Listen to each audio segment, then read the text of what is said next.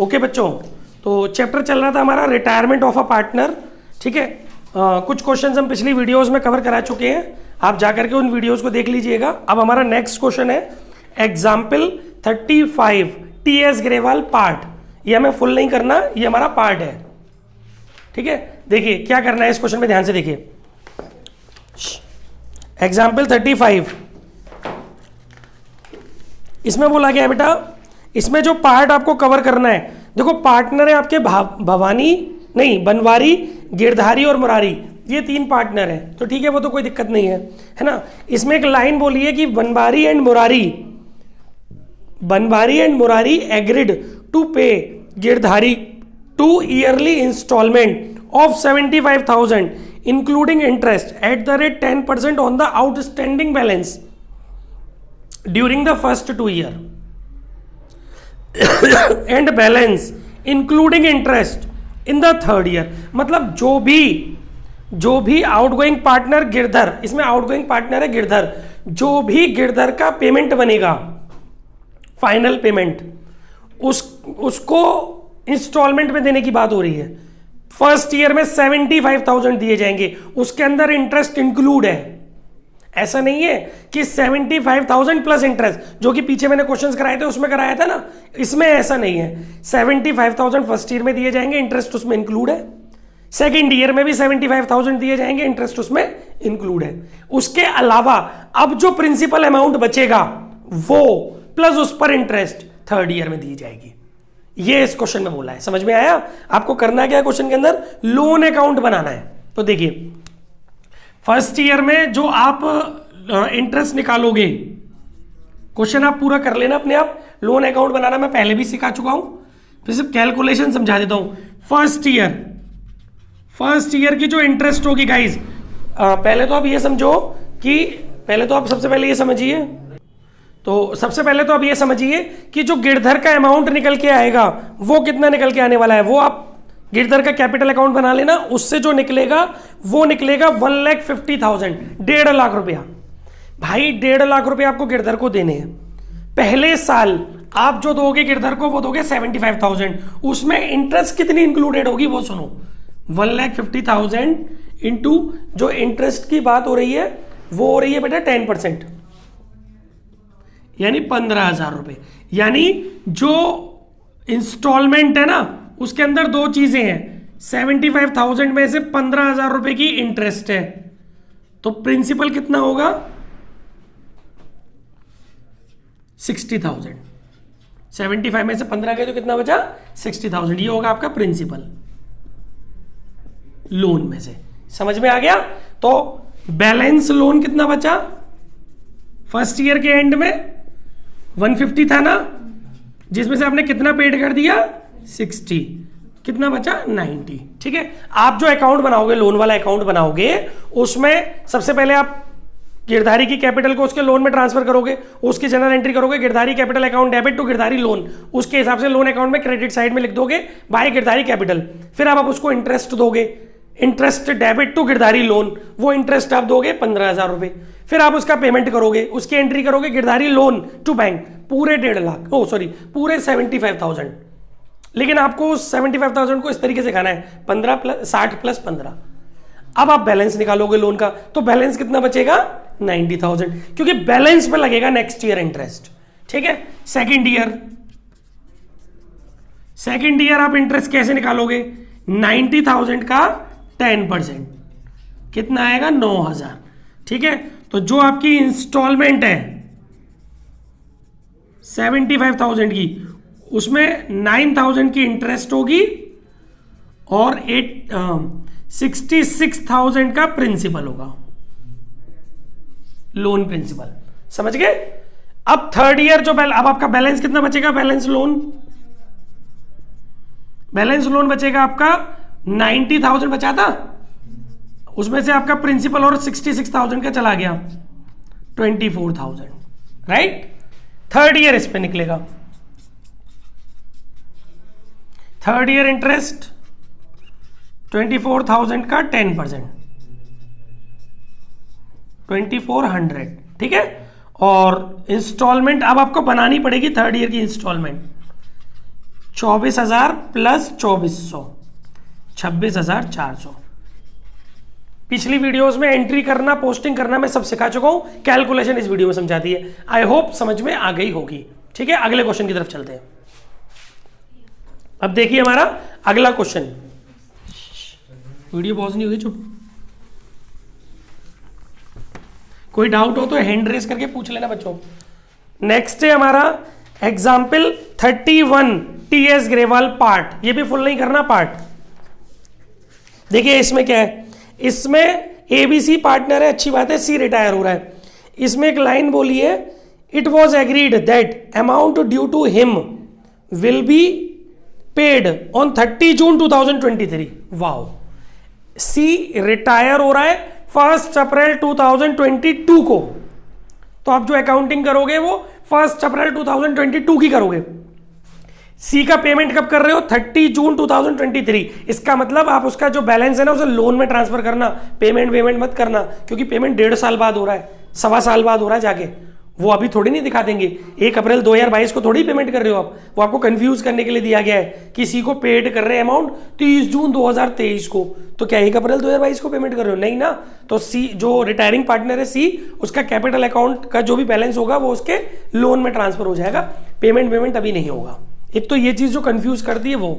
दूसरा इसमें एक पॉइंट है, 6th point, a furniture purchased on 1 January 2022 for 4,000 debited to expenses account is to be brought into books charging depreciation at the rate 10% per annum। मतलब वो ये बोल रहा है कि आपने एक फर्नीचर खरीदा, आपका एक फर्नीचर था 4,000 रुपए का, जो आपने कब खरीदा था? 1 जनवरी 2022 को। आपने अपना फर्नीचर परचेज किया था 1 जनवरी 2022 को, आपने गलती से उसको एक्सपेंसेस में दिखा दिया था। अब आपको समझ में आ गया, अब आप उसको अपनी असेट्स मानो, तो आपकी असेट्स क्रिएट हो गई, यानी कि इंक्रीज इन असेट्स। तो इसकी जो जनरल एंट्री होगी वो इंक्रीज इन असेट्स वाली होगी, लेकिन इसकी एंट्री 4,000 रुपए से मत कर देना, क्योंकि आप 31 मार्च को एंट्री कर रहे हो, मतलब आप 1 अप्रैल 2022 को एंट्री कर रहे हो ना, और आपने असेट्स खरीदी थी 1 जनवरी 2022 को। तो अभी आपने जनवरी के महीने, फरवरी के महीने और मार्च के महीने 3 महीने चला भी तो ली, तो इसका रीवैल्यूड प्राइस आपको निकालना पड़ेगा। बात समझ में आ रही है ना? इसका जो रीवैल्यूड प्राइस होगा वो होगा 1 अप्रैल 2022 को, इसका जो रीवैल्यूड प्राइस होगा वो होगा डेप घटाने के बाद। जो आपकी डेप है वो है 10% पर 3 मंथ की। ठीक है, तो आपका फर्नीचर जो माना जाएगा वो 3,900 रुपए का माना जाएगा, और इसकी जो जनरल एंट्री होगी वो इंक्रीज इन असेट्स वाली होगी, furniture account debit to revaluation. ठीक है ना? तो ये रिवैल्यूएशन अकाउंट में क्रेडिट में चला जाएगा, और आपकी जो बैलेंस शीट आप बनाओगे उसमें असेट्स में चला जाएगा। समझ में आ गया? नेक्स्ट, बाकी लोन अकाउंट बनवा, इसी क्वेश्चन में लोन अकाउंट बनाने की कह रहा है। सी का लोन, घंटा, सी के लोन में कुछ होगा ही नहीं, क्योंकि आपकी जो एंट्री बनेगी वो बनेगी सी का capital account debit to C's loan account. तो बस लोन अकाउंट में ये वाली एंट्री चली जाएगी, बाई सीज कैपिटल और टू बैलेंस सीटी।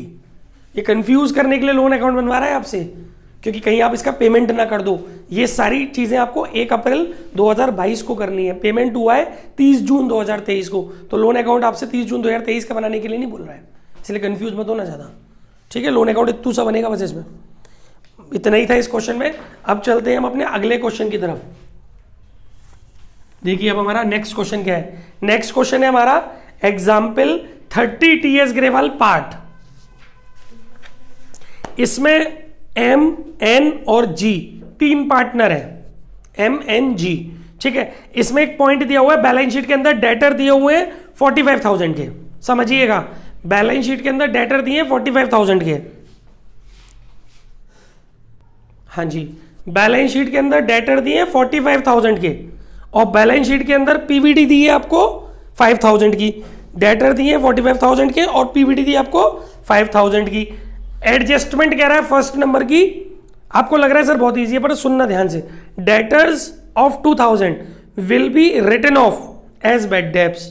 तो चलो कोई दिक्कत नहीं है कि 2,000 रुपए के आपको अपने डेटर्स रिटन ऑफ करने हैं बैड डेब्ट्स के रूप में। And a provision of 5% on debtor for bad debts will be maintained. तो जब आप इसको सॉल्व करोगे ना तो आपको एक चीज मालूम पड़ेगी जो पिछले क्वेश्चनों में नहीं थी। चलो बेड डेप्स की एंट्री आप कर लोगे, आपके पास पीवीडी है भी, आपके पास पीवीडी कितनी है 5000 की, बेड डेप्स कितने क्रिएट करने हैं 2000 के, तो पहली एंट्री तो आप करोगे bad debts account debit to debtor 2000, फिर आप इसको राइट ऑफ करोगे पीवीडी में से, फिर आप इसको राइट ऑफ करोगे पीवीडी में से, PVD debit to bad debts 2000।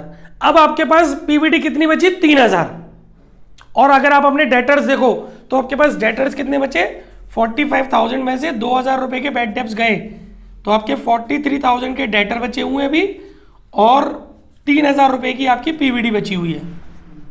ठीक है, अब उसने आगे क्वेश्चन में क्या बोला है, उसने बोला है कि 5% की पीवीडी मेंटेन करनी है। तो भैया जब आप 43,000 का 5% निकालोगे तो ये 2150 आएगा।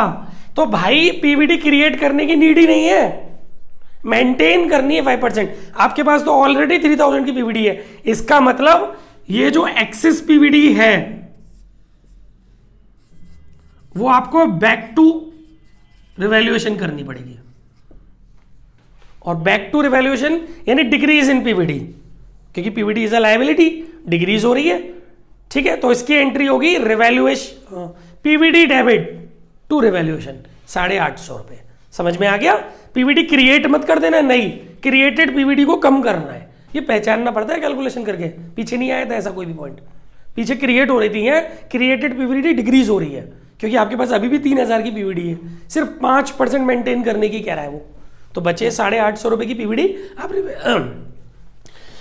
आप रिवैल्यूएशन में वापस कर दो, यानी डिक्रीज कर दो, तो एंट्री होगी PVD account debit to revaluation 850। और बैलेंस शीट में क्या सिचुएशन बनेगी, बैलेंस शीट में आपके जो डेटर्स हैं 43,000 में से 2150 रुपए माइनस होगा पीवीडी, क्योंकि आपको पीवीडी 5% रखनी है ना। 43,000 में से 2150 माइनस करके जो बचेगा वो आपका बैलेंस शीट में चला जाएगा, वो बचेगा आपका जो भी बच रहा होगा आपका, ठीक है, वो आप बैलेंस शीट में दिखा देंगे अगर पूछेगा बैलेंस शीट तो। क्लियर है? आई थिंक समझ में आ गया होगा इस क्वेश्चन में बेटा, बस यही था। अब आपका अगला क्वेश्चन, अगला क्वेश्चन है आपका एग्जाम्पल 29 टीएस ग्रेवाल फुल, क्योंकि इसमें छोटे छोटे कॉन्सेप्ट है इसीलिए इन क्वेश्चंस को उठाना पड़ रहा है ताकि आपके कॉन्सेप्ट्स बाहर आ जाए। एग्जाम्पल 29 टीएस ग्रेवाल फुल, देखिए भाई ये थोड़े छोटे छोटे अच्छे क्वेश्चंस हैं। इसमें क्या होने वाला है बच्चों कि Anas, Vishwas and Manish are equal partner. Vishwas retired from the firm on 1 April 2023 and remaining partners decided to share profit in the ratio 5:4। भाई इसमें से विश्वास जा रहा है सेकंड नंबर का पार्टनर, और ओल्ड रेशियो दिया हुआ है और न्यू रेशियो भी अलग दे रखा है। Remaining partner also decided on विश्वास retirement to record the effect on the following without affecting their book value by passing an adjustment entry। मतलब आपको इसमें जनरल रिजर्व दिया है, कंटिजेंसी रिजर्व की बुक वैल्यू दी है, क्रेडिट बैलेंस ऑफ पीएनएल दिया है और एडवर्टाइजमेंट सस्पेंस दिया है। आपको accumulated profit, reserves and losses दिए हैं, इनको आपको डिस्ट्रीब्यूट नहीं करना, इनका एडजस्टमेंट करे बिना आपको एक एडजस्टमेंट एंट्री पास करनी है, ऐसा बोला गया है। तो बच्चों इस कंडीशन में आपको सबसे पहले नेट इफेक्ट निकालना पड़ता है। देखो कैसे निकलता है net effect, calculation of net effect. ठीक है, सबसे पहले आप क्रेडिट मतलब आप अपने एक्यूमुलेटेड प्रॉफिट को और रिजर्व को दोनों को ऐड करते हैं, और एक्यूमुलेटेड लॉसेस जो होते हैं, फिक्टिटिव एसेट्स वगैरह जो होती है उनको माइनस करते हैं। तो जनरल रिजर्व है आपके पास 60,000 का, क्रेडिट बैलेंस ऑफ पीएनएल है आपके पास, क्रेडिट बैलेंस ऑफ पीएनएल है आपके पास 30,000 का, कंटिजेंसी रिजर्व है आपके पास क्वेश्चन में, कंटिजेंसी रिजर्व है आपके पास क्वेश्चन में 10,000 का, तो ये हो गए आपके 1 लाख, और आपके पास एडवर्टाइजमेंट सस्पेंस है जो कि माइनस हो जाएगा 10,000 का। तो फाइनली 90,000 रुपए का आ गया आपका नेट इफेक्ट। बच्चों जो आपकी नेट इफेक्ट की एंट्री होती है, जो आपकी नेट इफेक्ट की एंट्री होती है, आपको गेन रेशियो कैलकुलेट करना पड़ता है रिटायरिंग पार्टनर के प्रॉफिट शेयर से इस नेट इफेक्ट का अमाउंट कैलकुलेट किया जाता है, वो होता है amount of adjustment entry. Retiring partner के प्रॉफिट शेयर को कैलकुलेट करना पड़ता है इस नेट इफेक्ट से, ठीक है। तो अमाउंट ऑफ एडजस्टमेंट निकल आएगा आपका। पहले तो आप ये देखो कि रिटायरिंग पार्टनर का पार्ट क्या है, तीनों इक्वल पार्टनर थे, तो रिटायरिंग पार्टनर का पार्ट हो गया 1/3, ठीक है। तो अमाउंट जो इस एंट्री का जाएगा वो कितना होगा, 30,000, राइट। अब आपको चाहिए सर ये कंपनसेट, ये मिलेगा, रिटायरिंग पार्टनर की कैपिटल इस अमाउंट से क्रेडिट हो जाएगी, लेकिन इसको देगा कौन, जो उस रिटायरिंग पार्टनर के जाने से गेन कर रहे होंगे। तो गेनिंग पार्टनर्स की कैपिटल को डेबिट किया जाता है उनके गेन रेशियो में। तो आपके पास ओल्ड रेशियो भी है और आपके पास क्वेश्चन में न्यू रेशियो भी है। गेन रेशियो आप खुद से निकाल लेना सॉल्व करके, मैं आपको टीप के बता दे रहा हूं। गेन रेशियो जो निकलेगा बच्चों, गेन रेशियो जो आपका निकलने वाला है वो 2:1 आने वाला है, सॉल्व करोगे तो आ जाएगा। इस गेन रेशियो में इस अमाउंट को डिस्ट्रीब्यूट कर देंगे और जनरल एंट्री क्या बनेगी, अनस कैपिटल अकाउंट डेबिट 20,000 और Manish capital account debit 10,000 to Vishwas capital 30,000। ये होती है आपकी, अगर आपको अपने reserves and accumulated profit and losses को उनके रिगार्डिंग एडजस्टमेंट किए बिना एक एडजस्टमेंट एंट्री पास करनी होती है और इनको न्यू बैलेंस शीट में as it is carry forward करना होता है, तो आपको इस तरीके से एक एडजस्टमेंट एंट्री पास करनी पड़ती है। आई थिंक चीजें समझ में अच्छे से आ गई होंगी। अब चलते हैं अपने अगले क्वेश्चन की तरफ। देखिए नेक्स्ट क्वेश्चन है हमारा एग्जाम्पल 29 टीएस ग्रेवाल फुल, ये हो चुका हमारा है ना। अब अगला क्वेश्चन है एग्जाम्पल 27 टीएस ग्रेवाल फुल, ठीक है। देखिए एग्जाम्पल 27 में क्या बेटा, ये भी फुल करना है। ये कह रहा है Raja Nawab and Badshah are equal partner in a firm whose books are closed on 31st March every year. Give journal entry to distribute general reserve 40,000 at the time of retirement of Nawab. तो बच्चों जनरल रिजर्व डिस्ट्रीब्यूट करने की entry तो आप जानते हो, normally इतने दिनों से कर रहे हो, लेकिन अभी कुछ और भी है क्वेश्चन के अंदर।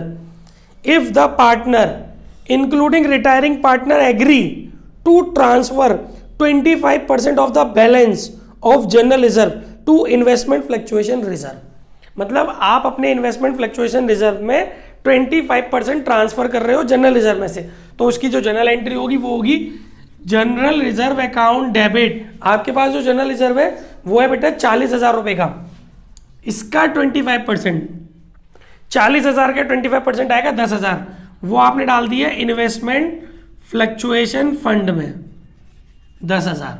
बाकी का जो बचा वो आप तीनों पार्टनर्स में उनके ओल्ड रेशियो में डिस्ट्रीब्यूट कर देना, ठीक है। इस क्वेश्चन में इतना ही था। अगला है आपका एग्जाम्पल, देखिए अगला जो है ना वो इलस्ट्रेशन नहीं है, अगला जो है वो आपका एग्जाम्पल है, ठीक है। तो मैं बता देता हूं कौन सा एग्जाम्पल है।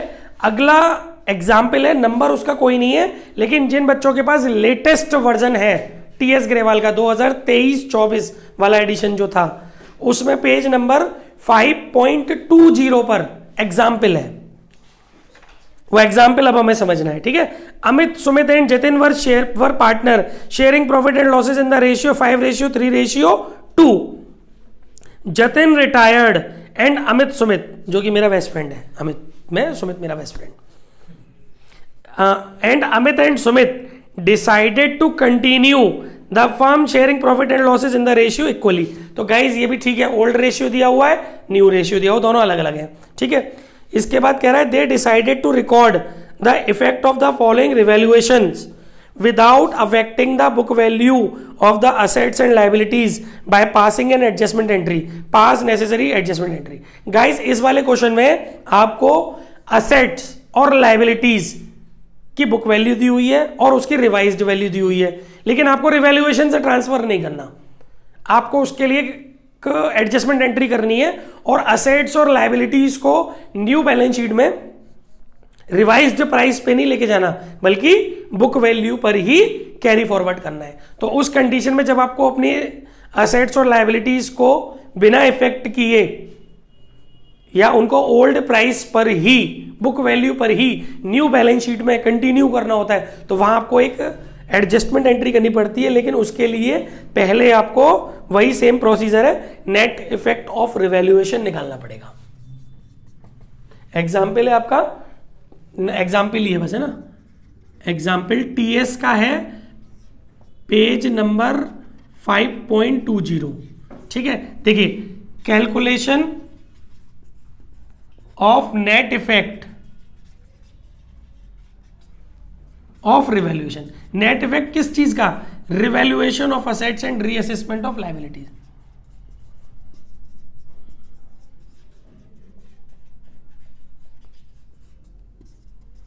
देखिए भाई आप कैसे करेंगे, इसमें 4 चीजें याद रखिएगा। डिक्रीज इन असेट्स प्लस होगा आपस में, जितने भी डिक्रीज इन असेट्स है वो सब आपस में प्लस हो जाएंगे, और थोड़ा गलत हो गया, इंक्रीज इन असेट्स प्लस होगा और डिक्रीज इन लायबिलिटीज भी प्लस होगा। इंक्रीज इन असेट्स और डिक्रीज इन असेट्स प्लस होंगे, और इंक्रीज इन लायबिलिटी माइनस होगा और डिक्रीज इन असेट्स भी माइनस होगा। ये 2 चीजें माइनस होंगी, तब जो बचेगा वो अब आपका निकल के आएगा नेट इफेक्ट ऑन रिवैल्यूएशन। ठीक है, तो देखिए बेटा, land and building book value दी है 5 लाख, रिवाइज्ड वैल्यू दी है 5,50,000, तो आपको इसमें increase in land and building 50,000। ठीक है भाई, इसके बाद क्या बोल रहा है बेटा, plant and machinery book value 2.5 lakh, revised value 2,40,000, तो डिक्रीज हो गई। Decrease in plant and machinery 10,000 रुपए, माइनस कर सकते हो या ऐसे ब्रैकेट बना सकते हो। इसके अलावा sundry creditors book value 60,000, revised value 55,000, decrease हो गए। डिक्रीज इन क्रेडिटर्स, तो ये गेन हो गया, तो ये 5,000 रुपए प्लस हो जाएगा। ठीक है, और outstanding expenses book value 60,000, revised value 75,000, तो इंक्रीज हो गए। Increase in outstanding expenses, loss हो गया 15,000 रुपए, तो ये हो जाएगा आपका माइनस। ठीक है, अब आप इससे निकाल लोगे नेट इफेक्ट। ये आ गया आपका 50 और 5 55, 55 में से 25 गए तो बचे 30,000। ये बेटा वही आ गया आपका नेट इफेक्ट। फिर सेम वही प्रोसीजर है, गेन प्रॉफिट गेन रेशियो में डिस्ट्रीब्यूट करेंगे, इससे मल्टीप्लाई करके रिटायरिंग पार्टनर के प्रॉफिट शेयर को मल्टीप्लाई करके अमाउंट आ जाएगा एंट्री का, उसको आप डिस्ट्रीब्यूट करेंगे गेन पार्टनर्स में, है ना, उनकी मतलब वो लोग उनकी कैपिटल को आप डेबिट करेंगे उनके गेन रेशियो में, राइट, और रिटायरिंग पार्टनर की कैपिटल को आप क्रेडिट करेंगे। तो जब आप ये क्वेश्चन सॉल्व करोगे ना, तो आपको एक बात पता चलेगी कि जैसे इसमें रिटायर हो रहा है जतिन, तो जतिन की तो कैपिटल क्रेडिट होनी है, 2/10 पार्ट है, तो इसका 2/10 पार्ट निकालोगे तो 6,000 आएगा। लेकिन अमित और सुमित में से अमित ना गेन कर रहा है अब ना सैक्रिफाइस कर रहा है, तो केवल एक ही गेनर है, दैट इज सुमित। तो पूरे के पूरे 6,000 रुपए सुमित की कैपिटल उससे डेबिट की जाएगी। सुमित की कैपिटल डेबिट की जाएगी यहां पर, और जतिन की कैपिटल क्रेडिट की जाएगी, क्योंकि एक ही पार्टनर है जो गेन कर रहा है अकेला।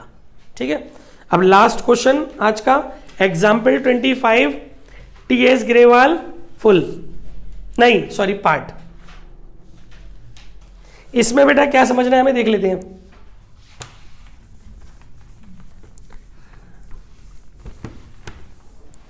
Example 25 TS Grewal part.